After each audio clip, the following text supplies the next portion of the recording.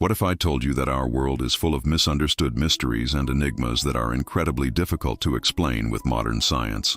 Phenomena that might hide profound secrets that have never been truly unraveled by human understanding. Millions of people visit monumental places every single year. Historic landmarks like Mount Rushmore, the White House, or the Capitol, wandering through these spaces as testaments to human achievement. But what if they are not just historical symbols, and instead they are pieces of something much, much bigger, something that transcends our physical reality and points to a hidden architecture of the universe? In your opinion, do near-death experiences indicate the actual existence of life after passing away, serving as a genuine window into a spiritual realm? Or can they be simply explained as the final, desperate chemical reactions of a fading brain in its last moments of oxygen deprivation? We deeply want to hear your thoughts, so please leave your opinion on this account at the end of the video. And if you have ever had a near-death experience yourself and wish to share it with us, please fill out the form in the description of this video or send us your story through the contact provided below so we can share your journey anonymously with the world.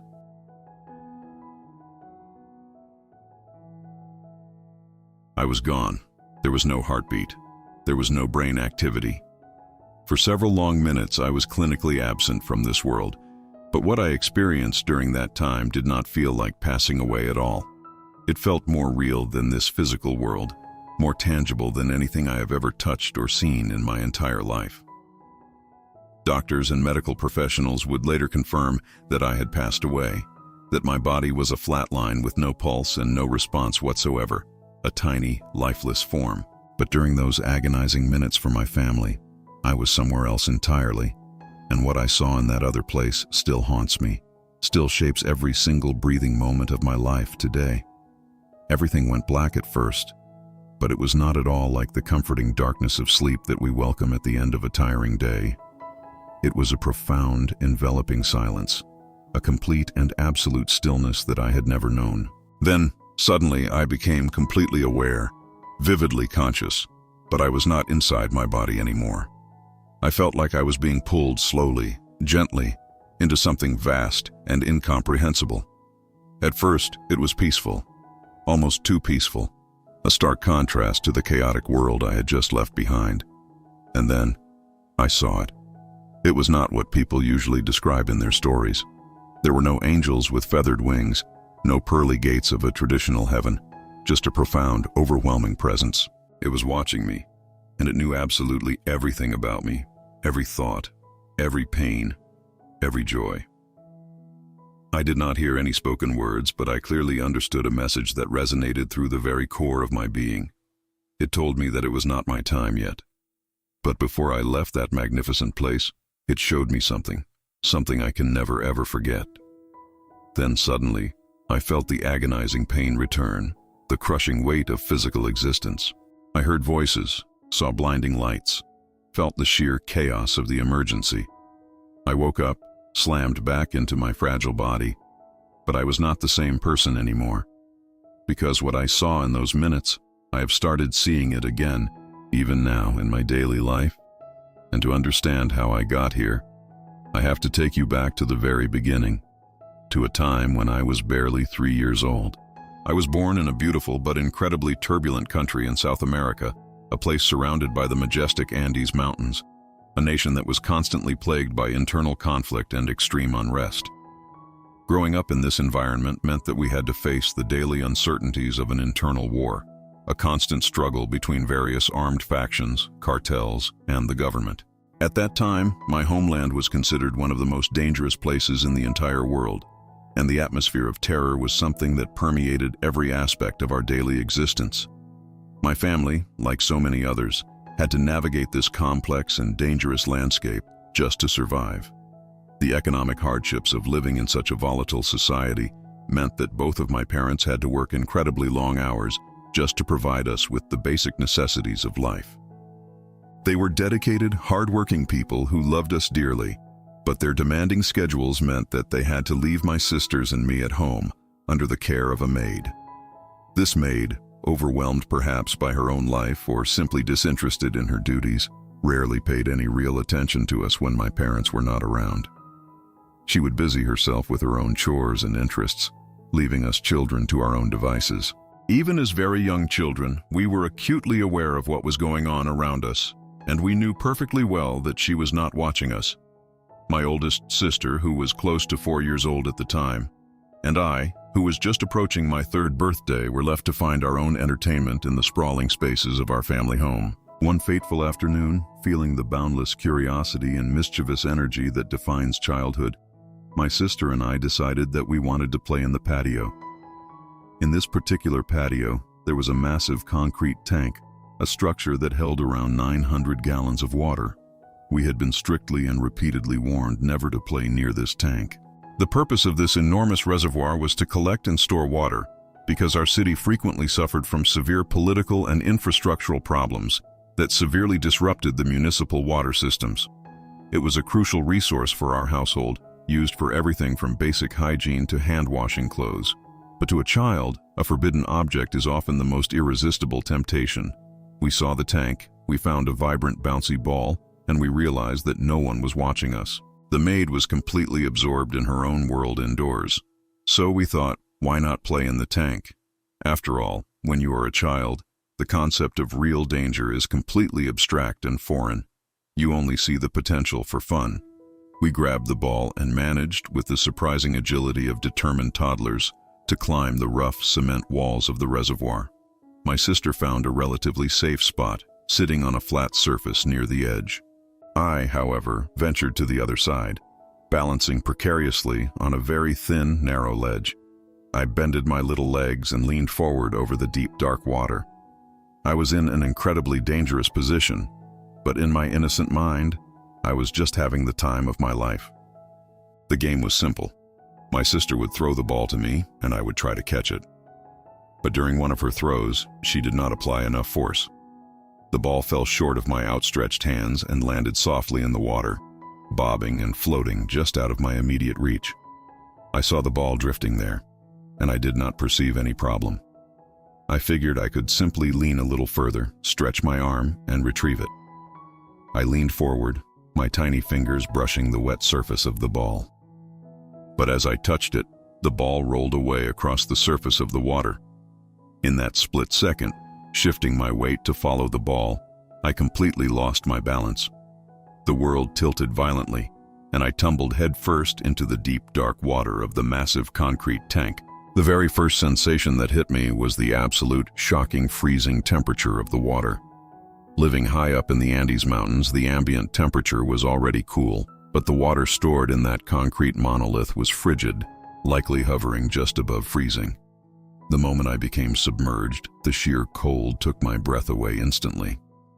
It was a physical shock that paralyzed my tiny muscles, but following closely behind the agonizing cold came the sheer, unadulterated horror of realization.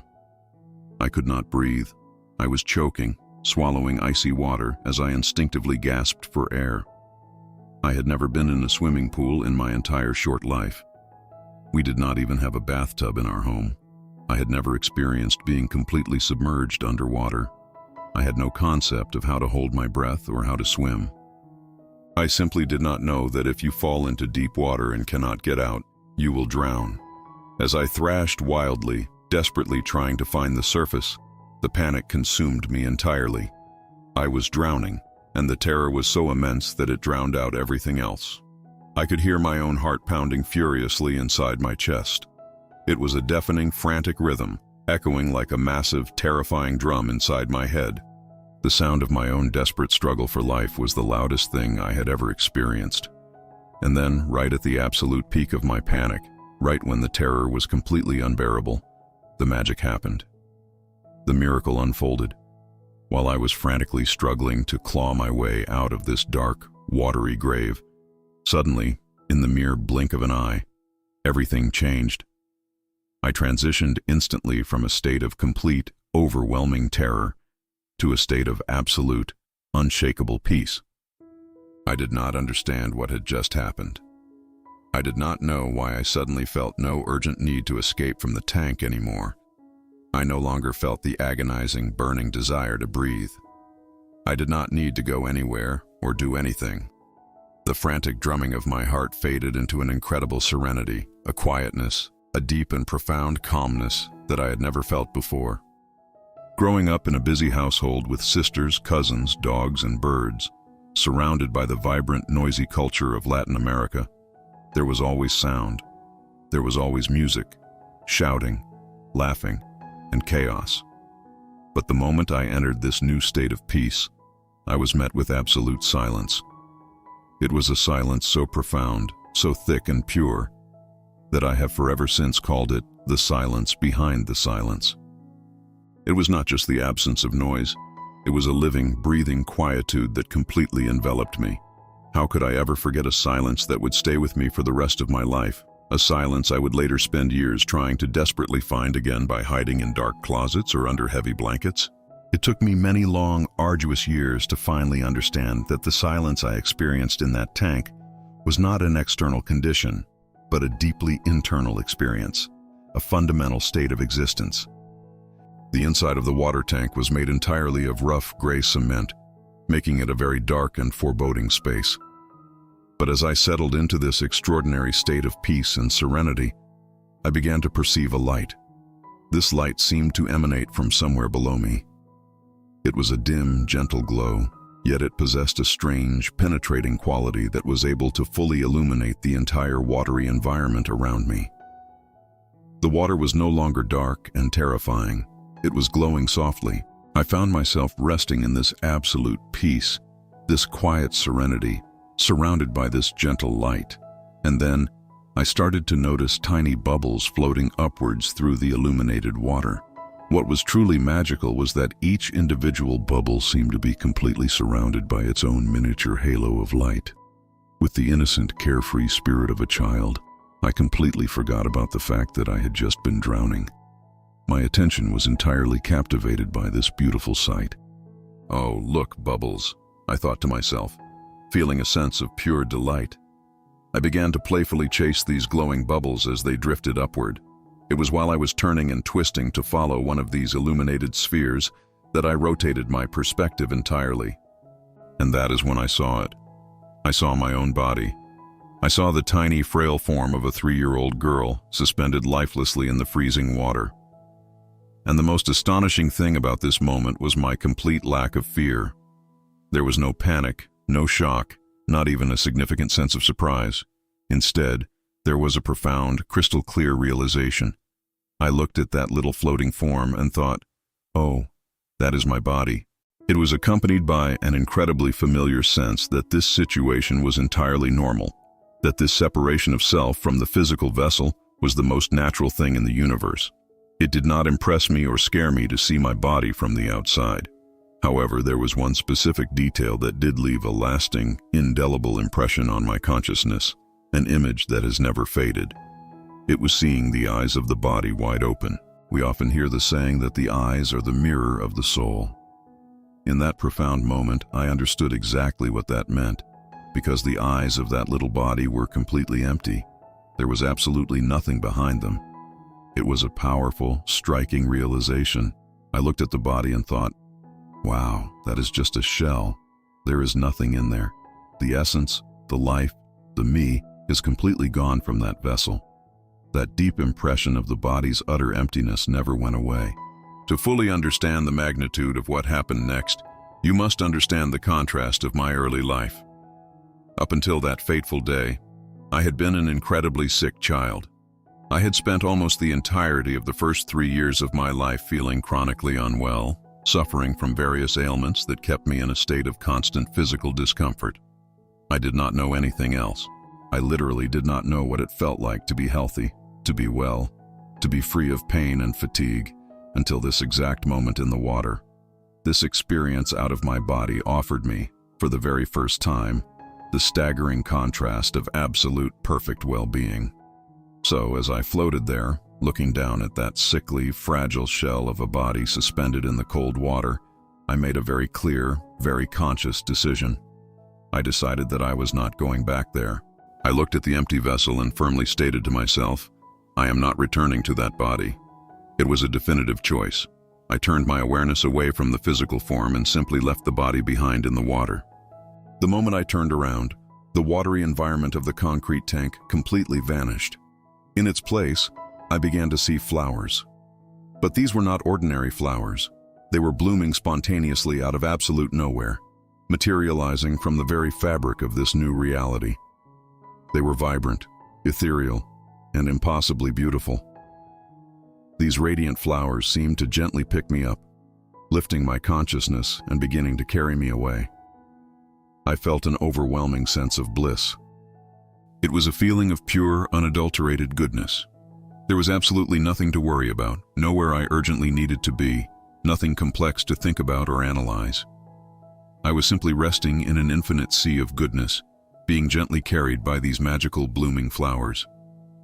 As I was being carried along in this state of complete and utter bliss, suddenly, in a flash as quick as a blink, my surroundings changed instantly. I found myself appearing in the maid's room back inside our house. I was floating near the ceiling, looking down at her from above. For a brief second, I wondered, "Whoa, what just happened? How did I get here?" I observed her sitting there, completely oblivious to my situation. She was listening intently to a soap opera playing on her small radio, thoroughly engrossed in the dramatic narrative of whatever love story was unfolding through the speakers. This entire experience was so incredibly clear, so vivid and real, that even as an adult I remember with absolute clarity the specific soap opera she was listening to on that radio. Years later, I was actually able to verify this detail by talking with my parents and confirming that this exact soap opera was indeed broadcasting on the radio networks during that specific time period when my accident occurred. I looked down at her and simply thought, "Oh, that is the maid." But I felt no attachment, no urge to interact. Nothing happened.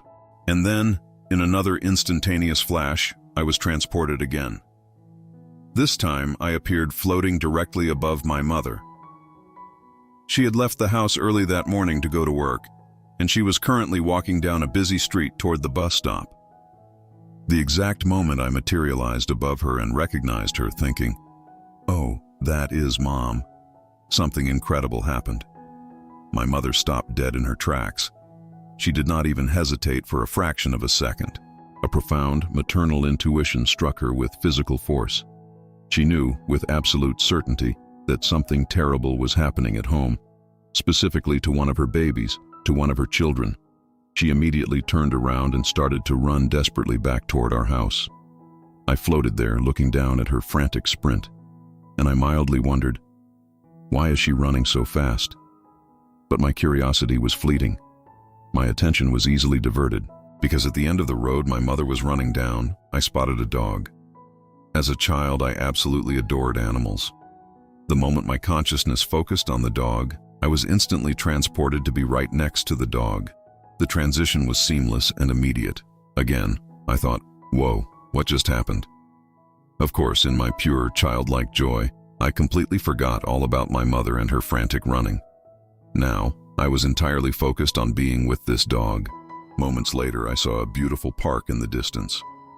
The instant I felt the desire to be in that park, I was instantly there, surrounded by the trees and grass. Very quickly, I realized that an incredibly fun and miraculous game was taking place.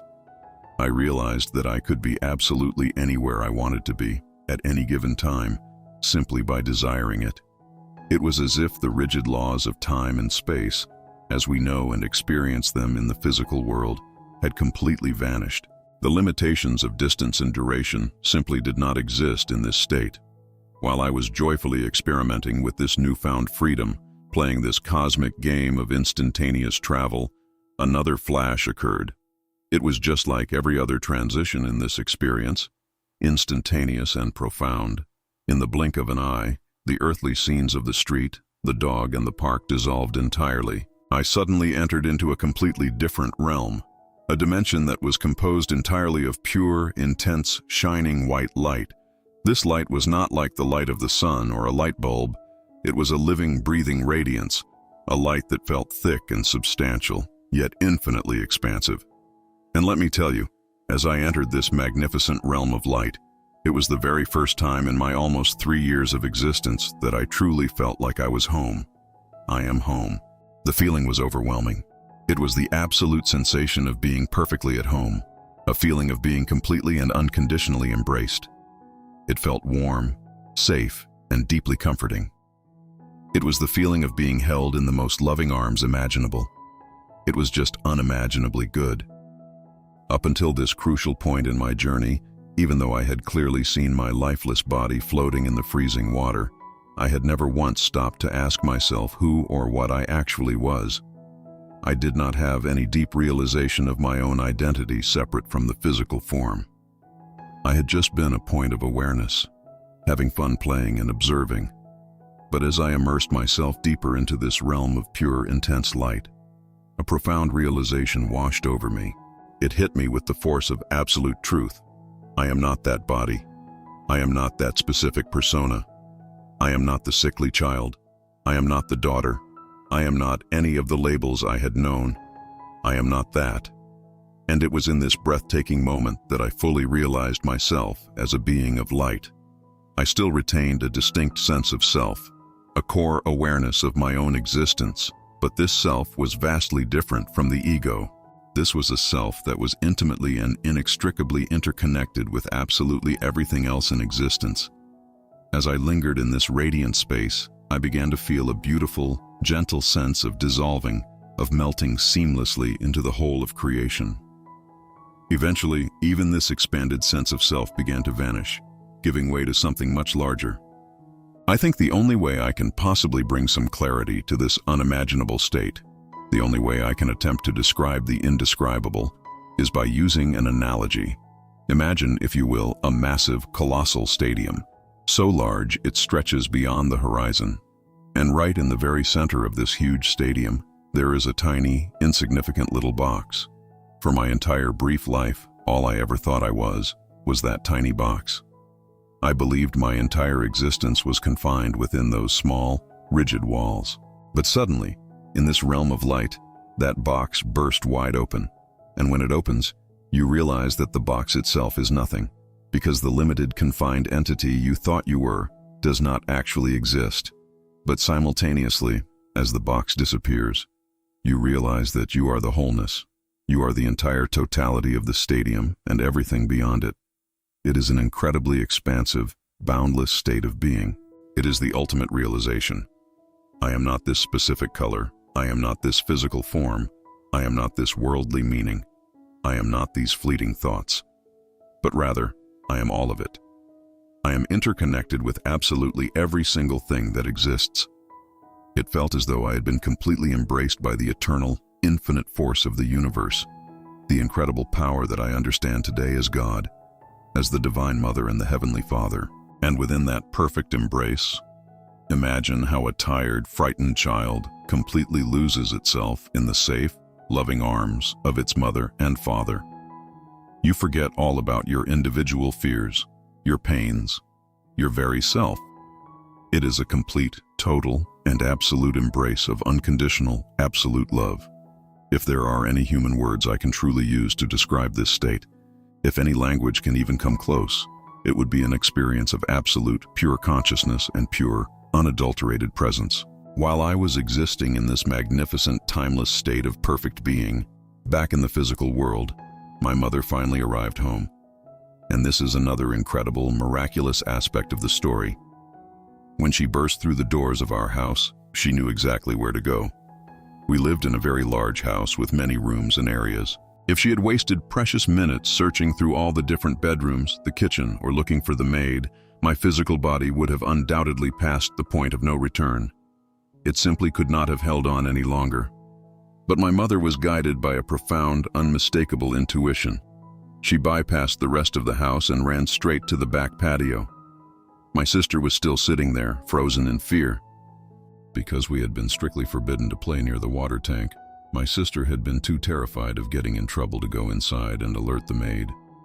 Instead, she had just stayed there, helplessly trying to figure out how to get me out of the deep tank herself. The absolute moment my sister saw my mother, she cried out, pointing frantically, "Mom, she is in there and I cannot get her out." Without a single second of hesitation, my mother scrambled up the rough concrete and plunged into the freezing water of the tank. She desperately grabbed my limp form and hauled me out onto the solid ground. She would later tell me that when she pulled me from the water, I felt exactly like a heavy, waterlogged raggedy doll. I had no pulse whatsoever.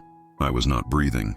My skin was completely pale, a terrifying ghostly white, and my lips and the beds of my fingernails had turned a dark, bruised blue. I was entirely lifeless. But my mother, by another stroke of absolute miracle, worked in a profession that involved caring for young children, and she had recently received specialized training in administering cardiopulmonary resuscitation for infants and toddlers, utilizing whatever medical knowledge was available in our country at that time. She immediately fell to her knees and began to do everything she possibly could, applying chest compressions and breathing into my tiny lungs, desperately fighting to revive my motionless body. Meanwhile, I was so incredibly disconnected from that physical reality. The patio, the cold water, the frantic efforts of my mother, all of it was millions of miles away, left far behind in a lower dimension. I did not feel a single ounce of what she was doing to my physical shell. I felt no pressure on my chest, no air forced into my lungs. It was exactly as if she were desperately playing with an inanimate doll. I remained perfectly suspended in my bliss, wrapped in the eternal light, completely undisturbed. When suddenly, without any warning, a violent shift occurred. I felt an abrupt, terrifying sensation, exactly as if I had just jumped off the highest, tallest building in the entire world, and there was absolutely nothing I could do to stop the terrifying plunge.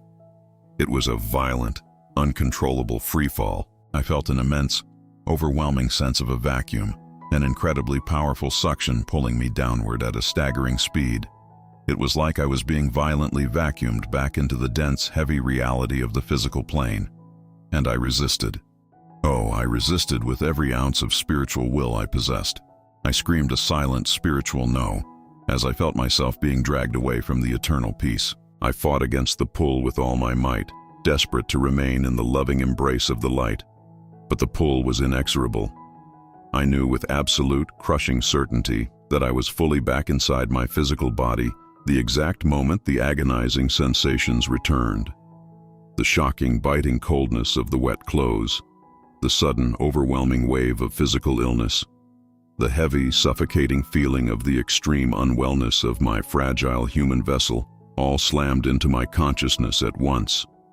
Returning to my previous analogy, imagine being in that infinitely expansive, beautiful, boundless state of being, soaring freely through the totality of the stadium, and then suddenly, violently, being shoved back into that tiny, dark, suffocating little box and having the lid slammed shut and locked tight. I was incredibly unhappy. That boundless sense of absolute freedom, that perfect peace, that profound, loving silence, it was all completely gone, replaced by the noisy, painful, heavy reality of the physical world. When I fully regained consciousness and opened my eyes to the physical world again, I was deeply, profoundly angry. Now, some people might hear this and ask in confusion, but how could you possibly be angry? Your mother just performed a miracle and saved your life. But you must understand the perspective. Imagine that you are a very small child, barely 3 years old. You have been taken to the most magnificent, incredible amusement park in the universe. You are experiencing the absolute greatest joy, the most perfect fun you could ever possibly imagine. And then, right in the middle of this perfect happiness, someone abruptly grabs you, pulls you away, and tells you harshly that you have to go back to a cold, dark, painful home. Oh, you are going to be furious. I was incredibly angry. I absolutely did not want to be here in this physical world anymore. And that is exactly when the real complex problems for our family truly started. For me as a young child, life became a daily struggle because I actively refused to be here. I constantly yearned to go back home to the light. And for my deeply concerned parents, it was a terrifyingly difficult situation because it was abundantly clear that I had come back from that water with a level of awareness and an attitude that I simply did not possess before the drowning. There was a definitive, undeniable before and after in my personality. When I came back to life, I knew with absolute, unshakable certainty that I was not this physical body. I would stand in front of the mirror, look at the reflection of the little girl staring back at me, and I would cry hysterically. The cognitive dissonance was unbearable. I would violently scratch at my own face, pull my hair in frustration, and scream, "I am not this. I am not this body. I am not this person. This is not my real name, and I absolutely should not be here." There was one particular evening that perfectly illustrates the chaos of this period. The family was sitting down for the evening meal, and they were calling out to me, using my given birth name, telling me to come to the dining room and eat dinner. Every time I heard that name echo through the house, I would feel a deep, burning sense of aggravation. It felt entirely wrong. I thought to myself, that is not my name. I am not that restricted, limited identity. I simply refused to answer. Eventually, the maid walked into the room where I was hiding. She looked at me with frustration and said, "We are calling you to come eat dinner." I glared back at her with a fierce intensity that no toddler should possess and snapped, "Do not call me by that name. That is not my real name." You have to imagine how incredibly crazy and unsettling this must have been for an adult to hear from a 3-year-old. The poor woman looked at me, bewildered, laughed nervously, and asked, "Okay then, so what is your name? What exactly should we call you?" I looked her dead in the eye, drawing upon the vast emptiness of the silence I had known, and replied coldly, "I do not need a name." That was the breaking point for that evening. They immediately sent me straight to bed, deciding they had dealt with enough of my bizarre behavior for one day. They thought, this is enough with this strange child. And truly, what are parents supposed to do with a toddler who speaks and acts like an ancient, displaced spirit? The situation in our household became incredibly strained and difficult. I actively stopped eating, staging a physical rebellion against the body I was trapped in. I continuously refused to participate in the reality of being here. I would look at my parents, the authority figures of my life, and because I had recently experienced the ultimate state of universal unity and absolute oneness where all beings are equal sparks of the divine, I felt them to be merely my equals, not my superiors. I became incredibly rebellious and stubbornly disobedient. I would constantly think to myself, why on earth do I have to listen to these people? Who do they think they are to tell me what to do? Furthermore, I found it absolutely impossible to relate to any other children my own age. I would watch them playing their silly, mundane games, crying over broken toys or scraped knees, and I would look at them with a mixture of pity and utter confusion. I would think, what is wrong with these people? They do not know anything. They are completely blind to the truth of the universe. But the changes were not just behavioral. I also came back from the other side, possessing strange, unexplainable abilities that I definitely did not have before the accident. So, my parents were not just dealing with a child who was behaving in a deeply strange and philosophical manner, but they were dealing with a child who was suddenly demonstrating uncanny skills and perceptions that had no logical origin. I must remind you again that I was just barely turning 3 years old during this time, and in my country, in that era, there were absolutely no specialized programs, no child psychologists equipped to handle spiritual trauma, no resources whatsoever for children like me who had experienced such profound near-death events. This complete lack of understanding made my life incredibly difficult, especially when it was time to start formal schooling. So, even though experiencing the light and the profound truth of the universe was, in a grand spiritual sense, an ultimate blessing, in the practical reality of human life, it was a heavy, isolating burden. I simply did not fit in anywhere. I was constantly looked at by adults and peers alike as a very strange, uncomfortable kind of person. Even the professional teachers at my school did not know how to handle me. There eventually came a point in my early education where I became actively ostracized, isolated, and almost subtly bullied by the teachers themselves because my profound insights and unusual behavior disrupted their standard curriculum. They did not know what to do with a child who seemed to see right through the facade of daily life. There would be frequent occasions where an exasperated teacher would point to a chair and say, "If you think you know everything already, just go sit in that corner quietly and let the rest of us be." And honestly, I didn't mind, because for me, the fundamental problem with school was that I felt a deep, persistent sense that I was not actually learning anything new. I was merely frustratingly trying to remember what I already fully knew in the light. However, amidst all this profound alienation and childhood suffering, a continuous miracle began to happen for me to help me cope. Because I was so disconnected from the physical world, I started to spontaneously have what we commonly know today as out-of-body experiences. Almost every single time I laid down and went to sleep, my consciousness would naturally detach from my physical form, and I would journey back. I would traverse the veil and access that incredible, expansive realm of the radiant light that I had first experienced during my near-death drowning. At the very beginning, these nightly journeys were incredibly, overwhelmingly intense. It was a sensory overload of the highest spiritual order. I would vividly see spectrums of brilliant, luminescent colors that I have never, ever seen on this physical earth. I would hear celestial, harmonious sounds that do not exist in our physical reality. I would experience the sensation of movement, sometimes incredibly, unbelievably fast, zooming across cosmic distances, and other times very, very slow and deliberate. And through these incredible, visceral sensations, I would fully re-enter that divine dimension, that heavenly realm. It was during one of these profound nightly journeys that a pivotal encounter occurred. One particular night, I found my spirit completely surrounded by a multitude of magnificent, glowing, star-like figures. They were points of brilliant consciousness floating around me. Slowly, one of these beautiful star-like figures began to approach me, and as it drew closer, it gently shifted and shaped its radiant energy into a recognizable human form. It approached my spiritual body, reached out, and tenderly touched me on what would be the head. In that moment of ethereal contact, it communicated a profound truth to me. It said, "You are a being of light." It did this to explicitly show me, I am exactly like you. We are the same. And since I had already recognized myself as a being of light during my drowning experience, this contact solidified my understanding of my true nature. It was from that beautiful encounter onward that I began to refer to these wonderful entities simply as the beings of light. As I grew slightly older, reaching about 4 years of age, the veil between the worlds began to thin even further for me. I remember one specific instance vividly. I was standing in our bathroom, taking a normal shower.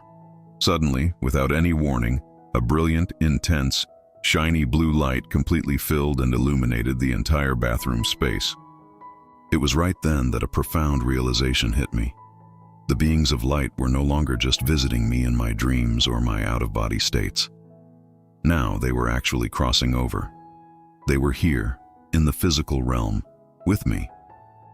From the very beginning of these visitations, even when I was only seeing them during my out-of-body sleep experiences, the moment they appeared, my spiritual distress would evaporate, and I would feel an immense, calming peace.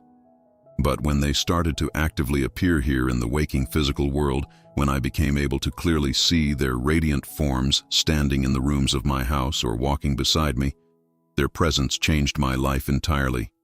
Even though they rarely did anything specific or spoke any audible words, their mere energetic presence brought me a profound grounding sense of comfort.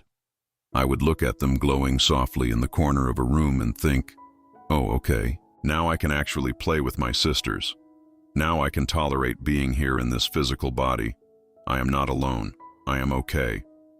That desperate, aching sense of needing to go back home began to ease, because I started to experience the profound comfort of home right here on Earth. I started to finally feel a sense of peace, a gentle realization of, okay, I do not need to constantly try to escape to anywhere else. I am okay right here, right now, as long as they are with me. When I turned 5 years old, it was time for me to attend kindergarten. Before I started school, I was clearly and explicitly instructed by the beings of light not to speak to anyone about my experiences or about their presence. They warned me that the world was not ready to hear it and that words would only cause misunderstanding. However, they did not ever tell me that I could not paint. A child, especially one bursting with such profound, unearthly visions, absolutely has to find a way to express the immense reality they are experiencing somehow. The energy demands an outlet. So, as soon as I was given access to paper and bright paints in the kindergarten classroom, I began to obsessively paint the beings of light. I painted them everywhere, filling page after page with brilliant glowing figures and radiating sunbursts of color. My kindergarten teacher, noticing this relentless, unusual artistic focus, became very curious. She walked over to my little desk, looked down at the vibrant, abstract shapes, and asked encouragingly, "Whoa, these are beautiful. Are these meant to be the sun and the stars shining in the sky?" And that is when I made a crucial mistake. I looked up at her with complete innocent honesty and replied, "No, teacher. These are my friends. These are the beings of light." The teacher's reaction was immediate and deeply concerned. She gave me a long, complicated look and said, "Okay." It was obvious that the school administration already considered me to be a very weird, difficult, and entirely different kind of child. This confirmation of my strangeness was the final straw for her. She quickly decided, "What about we call your parents to come in for a meeting?" And so, my mother was summoned to the school. As I mentioned before, my mother also worked professionally with children, and she understood the rigid, judgmental nature of the educational system. She desperately did not want her strange daughter to be in serious trouble at school or to be permanently labeled as mentally disturbed. So she walked into that classroom and put on this big, exaggerated, stern mom face. She glared at me with a look of intense, silent warning. The moment I looked at my mother's terrified, strict expression, I immediately understood the gravity of the situation. I went completely and utterly quiet. My mother then turned to the concerned teacher, forced a polite, dismissive laugh, and said, "Oh, please do not worry about this. This is simply just an active imagination, just a passing phase she is going through. We will handle it at home. We will definitely resolve it." And with that, we quickly gathered my things and left the school building. But the real conversation happened when we were riding the bumpy public bus back to our house. My mother turned to me, her face losing the stern mask and softening into deep, exhausted concern. She looked me in the eyes and said softly, "Listen to me. I believe you. I know you are seeing something." But then her voice grew tight with fear. "But you have to remain quiet about this. You must never speak of it again. People in this world are terrified of the unknown. They fear what they cannot understand, and you absolutely do not want them to look at you as a freak, as someone who is dangerously different. To survive here, you just cannot talk about it." That warning sealed my fate for a long time. From that day on, my internal life became a constant, exhausting tightrope walk. I was always trapped in the impossible space of trying to figure out how to integrate my truth with the world's demands. I constantly agonized over the question, how can I maintain my profound spiritual connection while simultaneously living a regular, acceptable, mundane human life? I was locked in a perpetual, silent inner battle of being. How could I be both a frail human and a boundless divine spark? How could I possibly conjoin the heavy, rigid form of this physical world with the limitless, radiant formlessness of the spiritual dimension I knew so well? How could I simply exist here without tearing myself apart? For me, the definitive breaking point, the moment I chose an illusion over my truth, came much later when I was finally leaving home to attend college. By that time, the burden of living a double life had completely exhausted me. I made a firm, desperate decision. I said to myself, I just want to be exactly like everybody else. I was profoundly tired of always being the different one, tired of the strange looks, tired of feeling like an alien stranded on a foreign, incomprehensible planet.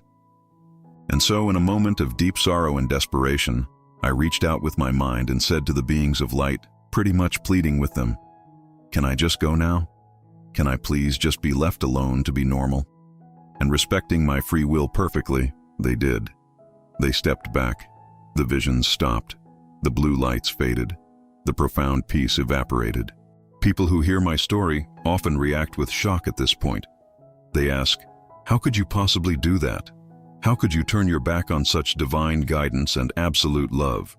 And my answer is always to compare it to the necessary pains of human growth. I ask them, how can a young adult make the difficult decision to leave their loving parents behind and go off to college? How can you make the terrifying decision to leave the safety of your childhood home and venture into the unknown world? You do it because, at some point, you absolutely have to.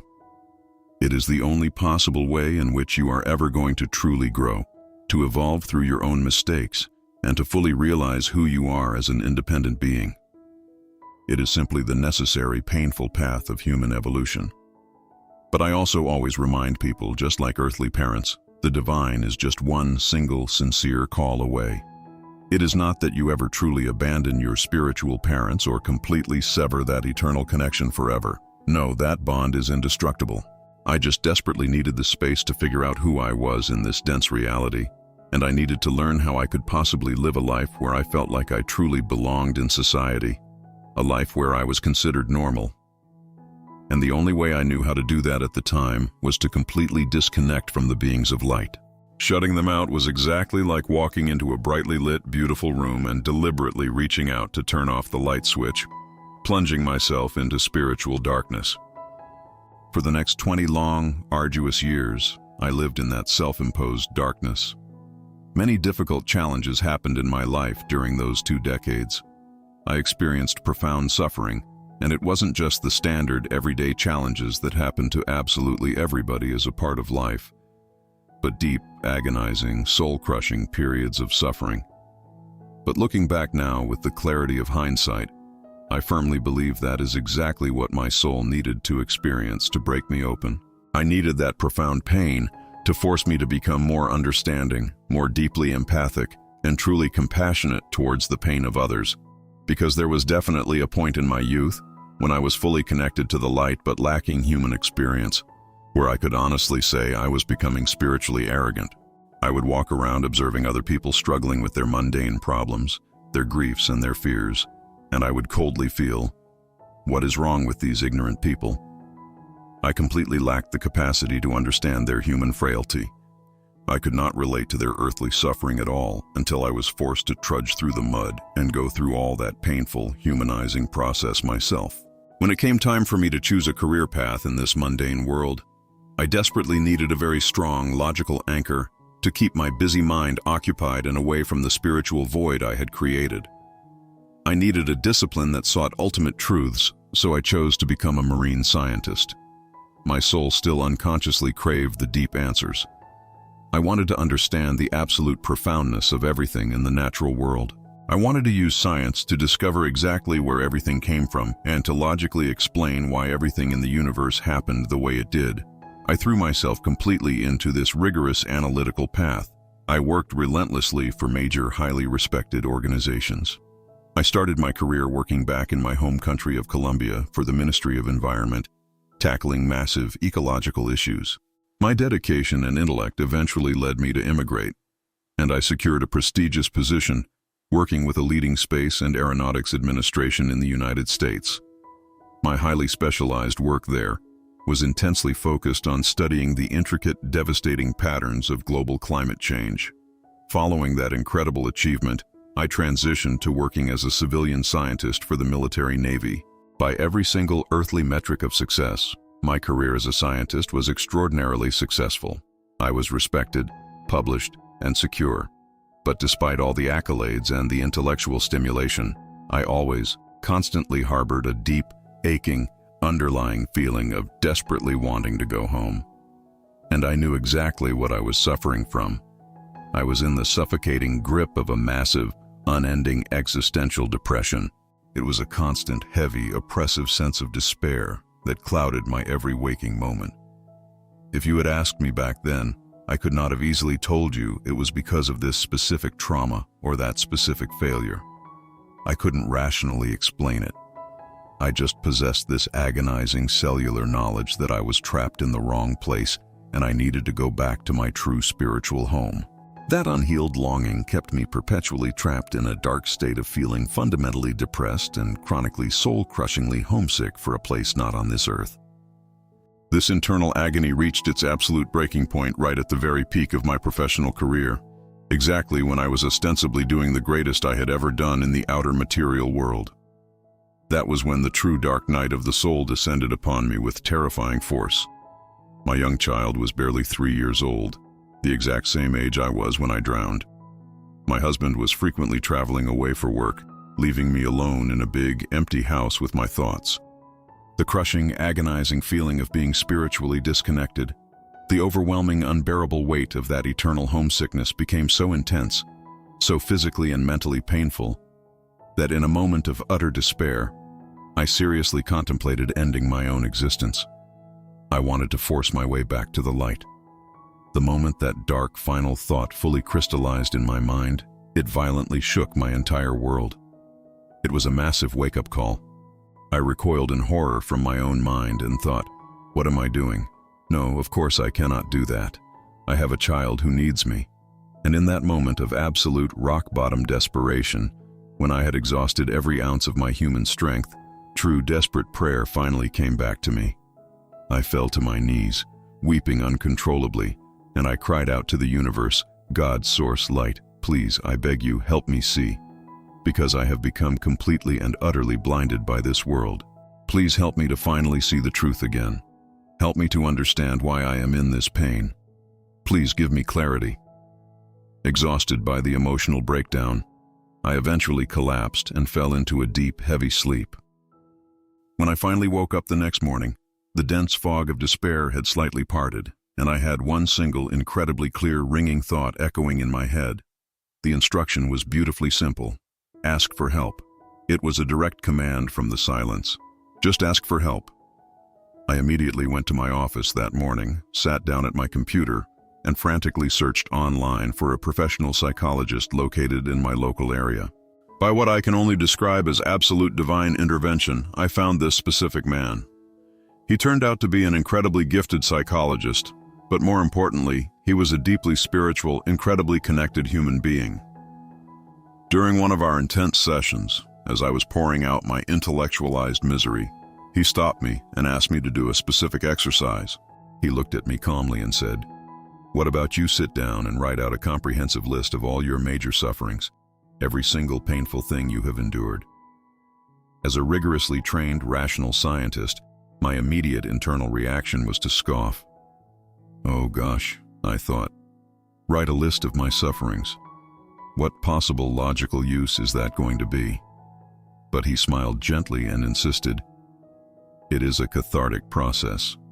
Trust me, it truly helps to see it all laid out." Desperate for any relief, I agreed. "Okay, fine," I said. I sat down and began to write the list, detailing the sickness, the drowning, the alienation, the hiding, the depression. As I stared at this long, depressing catalog of my life's pain, I went into a state of shock. The sheer volume of my own misery overwhelmed me, and I started to cry bitter, resentful tears. I looked at him and demanded angrily, "Why me? Out of all the people in the world, why did all of this terrible stuff have to happen to me?" And it was in that exact moment that he delivered the profound answer that finally reached up and violently flipped the light switch back on inside my dark soul. He didn't offer pity or complex psychological theories. He simply looked at me with deep compassion and asked, "Why not you?" I stopped crying instantly. "What?" I asked, completely stunned. He leaned forward, pointed at my list, and said, "Yes, look at this objectively. Look closely. Thanks to enduring this specific trauma here, you were forced to develop this incredible strength here. And thanks to surviving this painful period of alienation, you achieved this massive goal here. And thanks to this crushing depression, you are finally sitting here seeking the truth."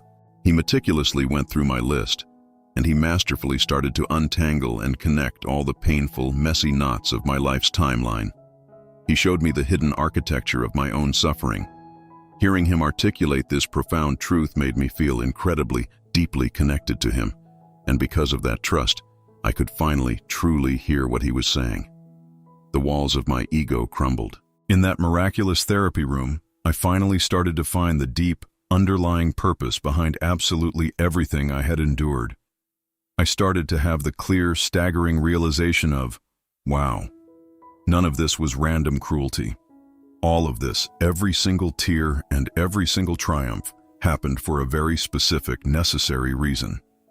I felt the heavy, suffocating mantle of the victim slide off my shoulders, and I fully entered into a vast, expansive space of profound gratitude. Another crucial shift occurred at that exact moment. I finally placed myself back at the level of being the active cause of my life, rather than the helpless, suffering effect. I completely and permanently stopped being a victim of my circumstances. True, unshakable empowerment finally came from the deep realization that all my worldly experiences, the way I interpreted them, and especially all my agonizing sufferings up to that very point, were entirely constructed within my own head. I realized that I held the ultimate power. I can always make the conscious decision of exactly what to do with that accumulated pain. I can decide how to use those experiences. I hold the power to completely change the way I perceive the events of my life. And I realized that from that moment forward, I could actively use all my past experiences, even the darkest ones, to empower myself, viewing every challenge not as a crushing problem, but as a brilliant, necessary opportunity for growth. When I was finally able to clearly see that absolutely everything in my life carried a divine purpose, and that everything had deliberately happened up to this very point just to bring me, dragging and screaming, to this exact place of conscious awareness, presence, and profound empowerment, I realized that every second of the pain was completely worth it. When I walked out of that psychologist's office that momentous day, the world looked entirely different. I got into my car and began driving down the road. And it was exactly then, as I was simply driving, that suddenly, for the very first time in 20 long, agonizing years, the veil lifted. I went straight back to feeling the overwhelming, undeniable presence of the light. Let us call it the universal light. Let us call it God. Let us call it infinite wisdom, or the eternal source. Whatever name people feel comfortable using to describe the indescribable. But I vividly, physically felt the absolute presence of the divine surrounding me, completely permeating absolutely everywhere and everything around me in that mundane car. I was instantly, completely immersed once again in that magnificent state of absolute, unconditional love. I was back in the warm, perfect embrace of the presence of true divinity. That forgotten, boundless sense of an expansive state of being came rushing back into my soul. I was finally truly back home. I believe with all my heart that the ultimate way for any of us to go back home, to reconnect with that divine source while still living in these physical bodies, is to consciously learn how to quiet the frantic, screaming mind. We must consciously go back to the fundamental practice of giving ourselves the necessary space to simply be quiet. I know that we live in a demanding world that is constantly moving incredibly fast, and we feel we must learn to meditate according to those strict time constraints, but there is always a little room for silence. I frequently ask people, what exactly do you do when you are standing in your kitchen, just waiting, heating the water to make your morning coffee? Most people answer, oh, nothing really. I'm just quickly checking my phone, scrolling through social media, answering emails, and I challenge them. What about taking just one single deeply conscious breath instead? Use that tiny moment to go back inward. Go back to the source. Give yourself that profound free gift. You must realize that a single truly conscious breath is like a sweet piece of candy for your exhausted soul. It triggers a literal physical rain of healing hormones and a profound sense of well-being throughout your entire nervous system. We do not lose our spirituality. We simply become endlessly distracted by the noise of the world, and in that distraction, we temporarily forget that we are actually eternal souls, that our fundamental nature is pure light, that we are vast, limitless consciousness. This entire human experience is nothing more than a beautiful, difficult journey of remembrance. True, lasting wisdom only ever comes from that deep place of inner silence. You must go back to that profound silence that you intuitively know exists within you. How do you do that? You simply center yourself. You actively quiet your racing mind. That is exactly what we call the practice of meditation, or the act of true prayer. You whisper to the silence, "Oh God, please help me to see," or "Universe, please help me to truly understand," or "Source, please open my rigid mind to true clarity." And if you are patient in that beautiful, expansive quietness, the true answer always comes. That is exactly why it is universally called the light of consciousness. By asking, you are actively bringing the light of awareness into the dark spaces of your fear. You bring illuminating light to the frightening unknown. When you do this, the absolute truth naturally reveals itself to you. You begin to ask, what exactly is this painful situation for? What is this specific challenge trying to show me? What is the hidden, necessary lesson here? And in that brilliant moment of realization, the obstacle is no longer a source of suffering. It instantly transforms into a beautiful opportunity for your soul's evolution. The other vital, life-changing advice that I can offer to anyone listening is this. You must actively learn to be deeply, genuinely grateful. True gratitude is the ultimate master key that unlocks the door to a much higher spiritual vibration. Gratitude is quite literally one of the absolute highest, most powerful vibrational frequencies that exists in the entire universe. People often argue with me on this point. They say, wait, how come the highest vibration is not simply love?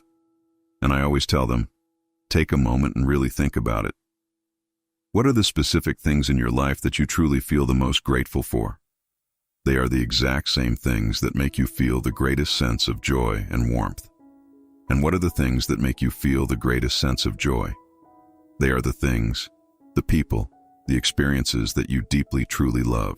Therefore, in their purest energetic essence, true love and true gratitude are absolute synonyms. They are the same force. The word love is a concept that has unfortunately become very tainted, very confused by our earthly attachments and expectations. People often do not really know what pure love is anymore because, oh my God, we absolutely misuse that word so much in our daily lives to describe mere desires or dependencies.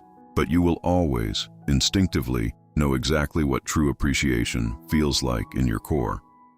You know exactly the profound feeling of relief when you were desperately hungry and a kind soul offered you warm food.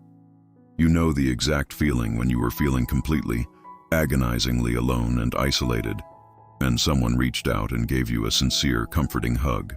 You know the feeling when you were completely physically exhausted, ready to collapse, and you finally found a soft, safe bed to rest in. You know the feeling when you were freezing cold and someone wrapped a thick, warm blanket around your shivering shoulders. You know exactly how that profound relief and appreciation feels.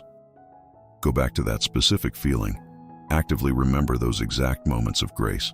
And when you consciously remember and hold on to that feeling, you immediately go back to a state of pure gratitude, which is the purest, truest sense of divine love. You must understand that your only true, fundamental purpose on this earth, the absolute, true mission of every single one of us currently walking this planet, is simply to remember.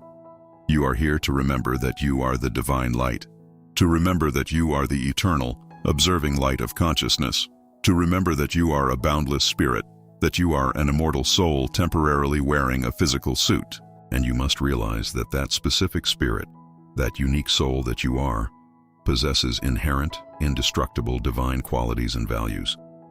You carry within you the eternal values of unconditional love, of true spiritual power, of gentle assertiveness, of unyielding strength, of boundless joy, and of absolute purity. And your only real mission, your only true job while you are here in this physical realm, is to boldly and unapologetically shine that beautiful inner light outward, no matter exactly where you happen to find yourself in life, no matter the circumstances or the darkness surrounding you. If God or the source or the infinite light of pure awareness or universal consciousness, however we choose to label the infinite, is truly present everywhere and in everything, then absolutely everything in existence is simply a different manifestation of that one single consciousness. So, if everything is the light, where exactly is here and where exactly is there? The profound truth I learned in the water and in the light is that there is actually no here and there is absolutely no there. There is no separation, no distance, no division. There is only eternally one infinite, beautiful consciousness, experiencing itself through all of us. And this profound journey of remembering who we truly are raises one final, compelling question for all of us to consider. A question that demands we look closely at the reality we accept every day. What else is still hidden, waiting patiently in the shadows, perfectly concealed in plain sight, completely visible to all of us, if only we had the courage and the clarity to truly open our eyes and look? Regardless of what you personally believe about what happens after our hearts stop beating, The incredible transformation experienced in this story, the journey from paralyzing fear and deep earthly trauma to profound, unshakable spiritual peace and universal purpose, is an undeniably powerful reminder for every single one of us. It teaches us that our deepest, most agonizing pain can always be transformed into our greatest, most empowering strength, and that the light we so desperately search for in the outside world is actually burning brightly inside of us all along. Please take a moment right now to leave a comment down below and share exactly what you thought and how you felt about everything you just heard in this journey. And do not forget to subscribe to the channel so you never miss out on uncovering more incredible, life-changing experiences like this one.